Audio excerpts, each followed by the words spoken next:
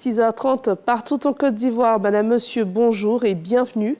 C'est une nouvelle semaine qui commence et moi je suis ravie de vous retrouver. La sécurité est renforcée à Ferkessédougou.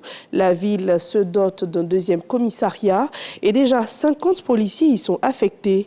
L'infrastructure a été inaugurée par les ministres en charge de la Défense et de la Sécurité. Je vous propose de suivre ce reportage de Kader Sogodougou. La commune de Ferkessédougou dispose désormais d'un deuxième commissariat de police. Il est situé au quartier Gare. C'est un investissement à mettre à l'actif du conseil régional du Tchologo, avec à sa tête le ministre d'État, ministre de la Défense, Téné Birahima Ouattara. Une action saluée par les populations. Le commissariat de police du 2e arrondissement de Ferkessédougou a été entièrement équipé par le ministère de l'Intérieur et de la Sécurité. Le général Vagondo Diomandé présente officiellement le commissaire de police Sanlé Dromaï comme étant le chef des services. Il sera aidé dans sa tâche de sécurisation par une cinquantaine de policiers. Cet édifice parle de vos actions à la tête de cette région que vous tenez si bien. Commissaire, faites en sorte que le moindre bruit ne puisse pas nous parvenir en termes négatifs, bien au contraire. Le ministre de l'Intérieur et de la Sécurité a profité de sa présence pour offrir officiellement un véhicule et 4 motos pour faciliter la mobilité de ses agents. À Ferkessédougou, comme partout en Côte d'Ivoire, rien ne sera négligé pour la défense nationale et la sécurité des personnes et de leurs biens. Je vous exhorte donc à une collaboration franche, sincère et citoyenne avec nos frères de la sécurité et de la défense. De même, il incombe aux forces de l'ordre de créer et d'entretenir ce lien de confiance avec les populations à travers une parfaite et sincère collaboration dans un cadre de communication permanente. 2 commissariats de police et 2 brigades de gendarmerie construits par le conseil régional du Tchologo en moins de 5 années. Téné Birahima Ouattara et son équipe ne comptent pas s'arrêter là. Un commissariat de police est annoncé du côté de Diawala. Un coup de pouce pour la préservation des parcs et réserves. Une subvention de 1,911 milliard de francs CFA est octroyée à l'Office ivoirien des parcs et réserves, de quoi soutenir les populations riveraines avec des activités génératrices de revenus, mais aussi de renforcer les infrastructures. Le point avec Grace Kando. La Côte d'Ivoire compte 18 parcs nationaux et réserves naturelles, dont 6 viennent de bénéficier d'une subvention non remboursable d'un montant d'1,911 milliard de francs CFA. En témoigne cette signature de convention entre la structure donatrice, la Fondation pour les parcs et réserves de Côte d'Ivoire, et l'Office ivoirien des parcs et réserves, structure bénéficiaire. Donc l'objectif, c'est de pouvoir donc doter le réseau des aires protégées de Côte d'Ivoire des guichets de financement pérenne, de telle sorte qu'avec l'appui de la Fondation et aussi bien sûr de la contribution de l'État de Côte d'Ivoire, qu'on puisse donc gérer le réseau de nos aires protégées comme le fait actuellement l'Office ivoirien des parcs et réserves. Ces fonds vont servir au financement de coûts récurrents des parcs nationaux. Il s'agit de mener des activités de patrouille pour assurer l'intégrité de ces espaces. Et l'autre élément qui est important, c'est que nous allons apporter des appuis aux populations qui vivent à la périphérie de ces aires protégées.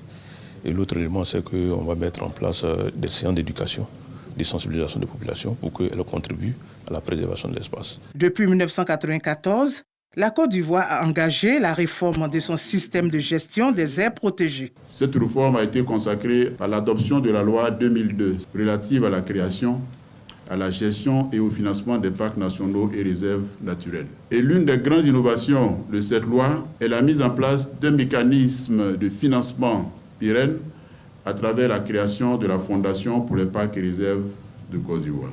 De 2014 à 2025, la Fondation pour les parcs et réserves de Côte d'Ivoire a octroyé au total à l'Office ivoirien des parcs et réserves des subventions non remboursables d'environ 14 milliards de francs CFA. L'administration ivoirienne est en pleine transformation. Avec le projet Pacte, la modernisation de l'administration publique prend un nouveau tournant. L'objectif est clair, renforcer la proximité et l'efficacité des services aux citoyens dans 9 localités sur 2 ans. Nadège Kassi et Marie-Chantal Akandan. Le lancement du projet Pacte, partenariat pour une administration citoyenne et la transformation de l'État, marque une étape clé pour l'administration publique ivoirienne. Objectif, moderniser l'administration publique en renforçant la collaboration entre les citoyens et les services de l'État. La ministre d'État Désirée Anne Ouloto indique que 9 localités du pays serviront de terrain d'expérimentation. Aujourd'hui, le monde parle d'intelligence artificielle. Il y a de cela quelques jours, la France a rassemblé ses amis et partenaires pour justement parler de ce défi d'intelligence artificielle et comment y arriver si nous n'accélérons pas notre processus de modernisation de notre administration. Un engagement soutenu par la France. Ce projet pilote sera intéressant également pour nous en France, parce que nous aussi, nous essayons d'améliorer la flexibilité, la compétitivité de notre administration. Vous voyez bien que c'est un des grands sujets aujourd'hui dans le monde. Et disons les choses, si un pays qui tire son épingle du jeu et qui s'en sort bien, c'est bien la Côte d'Ivoire. Le projet ouvre ainsi la voie à une administration connectée aux réalités locales. La gestion de la faune ivoirienne progresse avec l'adoption d'une nouvelle loi. Cependant, pour garantir son efficacité, des textes d'application adaptés aux réalités du terrain sont indispensables. C'est ce travail de réflexion et d'élaboration qui a réuni pendant 2 jours la tutelle et ses partenaires. Le résumé commenté par Franck Quadio. Après son adoption, la nouvelle loi portant gestion de la faune doit s'enrichir de textes d'application adaptés. L'avant-projet de ce texte est donc soumis aux acteurs du secteur faunique. Ensemble, nous allons poser les bases concrètes de la mise en œuvre de cette loi, afin qu'elle devienne un levier réel de conservation et de développement durable. Les avant-projets de décret que nous examinerons aujourd'hui et durant ces 2 jours ne sont encore que des ébauches. Ils attendent vos lumières, vos expériences, vos suggestions pour être affinées, enrichies et dignes d'être présentées au gouvernement. Avant-projet de texte à consolider et leur validation à l'issue des réflexions, la société civile est au nombre des acteurs invités. Le constat, c'est vrai que depuis 1965, où il y a eu la première loi sur l'exercice de la chasse, vous convenez avec moi qu'en 1974-73, la chasse était fermée et puis bon, tout ce qui se pratiquait, c'était de façon, je dirais, illégale. Et donc maintenant qu'il y a une loi qui va permettre, qui va jeter les bases pour la bonne conservation, nous sommes tous pour cette loi et nous allons l'enrichir. Rappelons que la Côte d'Ivoire a adopté 2 lois sur la gestion faunique, celle de 1965 et 1994. La nouvelle loi implique de nouvelles exigences dont la traçabilité des produits de faune, les sanctions et l'implication des collectivités. Faisons un petit tour au cœur de la Côte d'Ivoire, plus précisément dans la région du Béré. Les populations de la localité de Tomono ont bénéficié de consultations gratuites et de séances de dépistage, une initiative portée par l'ONG Jeunes Médecins Engagés. Abou Sanogo nous propose le compte-rendu. C'est dans le village de Tomono, dans le canton Kanyene, dans la région du Béré, que l'ONG Jeunes Médecins Engagés est allée à la rencontre de populations pour des consultations foraines. Consultations essentiellement axées sur le dépistage du diabète, de l'hypertension artérielle, du paludisme et l'application des soins médicaux, avec un seul objectif, rapprocher la santé des populations. L'ONG Jeunes Médecins Engagés est une ONG qui est constituée des médecins, des pharmaciens, des dentistes et toutes personnes professionnelles qui contribuent au bonheur des populations. Nous avons pu dépister 423 personnes de tout âge. Il y avait des personnes qui avaient le diabète, des personnes qui avaient l'hypertension, qui avaient des chiffres tensionnels vraiment élevés. Les habitants de Tomono ne se sont pas fait prier pour répondre à l'appel de l'ONG Jeunes Médecins Engagés. Notre localité a des centres de santé, mais on a très souvent tendance à avoir que des infirmiers chez nous. Donc avoir des médecins de tout genre avec des spécialités différentes, c'est un honneur pour notre localité de les recevoir. Vraiment, c'est un plaisir pour nous de recevoir ces jeunes-là chez nous, ici, ces médecins-là chez nous, parce que leur arrivée, c'était vraiment un soulagement pour nous. Voilà, parce que par moment, nous, on a des maladies, on a des complications. Bon, tu peux être couché à la maison, tu ne sais pas de quoi réellement tu souffres, tu te sens mal. Mais vu qu'ils sont arrivés, ils ont regardé, ils ont vu ce dont on souffrait, ils nous ont dit, vraiment, ça nous a rassurés. Leur arrivée aussi à Tomono nous a fait beaucoup de bien. Voilà, aujourd'hui, on a plus ou moins un peu de résultats de la santé de chacun. Vraiment, nous leur disons merci. L'ONG Jeunes Médecins Engagés est une organisation qui œuvre pour le bien-être de la population dans le domaine de la santé et extramédical. Il a pour objectif de sensibiliser la population sur la santé, de faire la promotion de la médecine sociale et du bénévolat social et venir en aide aux personnes démunies. Intéressons-nous à l'économie. Les représentants des sociétés étatiques se sont réunis pour une rencontre d'évaluation. C'était en présence du ministre Moussa Sanogo et elle a permis de faire le point sur la performance et la gouvernance des entreprises publiques. Suivons les détails avec Léon Pro. En 3 ans, le résultat net cumulé des 51 entreprises du portefeuille de l'État s'est multiplié par 4 pour ressortir en 2024 à 254 milliards de francs CFA. Cette performance, le ministre du Patrimoine et ses collaborateurs d'accord pour la préserver.